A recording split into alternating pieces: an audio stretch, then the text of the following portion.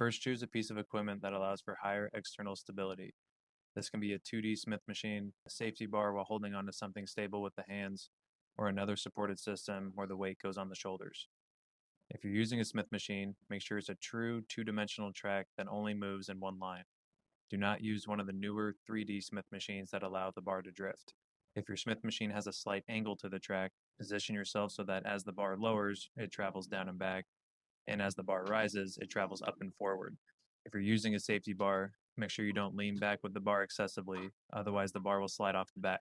All right, to get set up, you're going to get the weight on your back, take it nice and slow as you step back, and then get your rear foot on a box or a bench behind you, something that's stable and not going to move. Before you start moving, take note of where your front foot likes to be as far as distance from the bench or box behind you. A good distance check is that the front knee can travel over the first and second toe, while that back thigh stays predominantly in a straight line relative to the torso. Also notice how the back knee kind of scoops back behind you as you lower down and then scoops up, doesn't travel in a straight line up and down. So once you find your distance, make sure that you're constantly holding on to something stable. So this can be a squat rack in front of you, and then you're going to go into your motion. Let that back knee kind of scoop down back behind you as you take it nice and slow on the way down. Only lower down to a depth that you feel comfortable and strong contracting out of. You should feel the work here happening in that front legs, glute, and quad. For the front foot, you have a couple loading options to choose from. You can keep the heel down, which targets a little more hip strength, or I can float the front heel an inch off the ground where my weight now is driving through the ball of my big toe. I typically tell people to dose both of these in, so maybe alternate every other set, or you can focus on one if you notice you need a little extra work there. For people that sprint, I typically bias floating the front heel, as well as for people that have ankle instability. Regardless of the foot position you choose,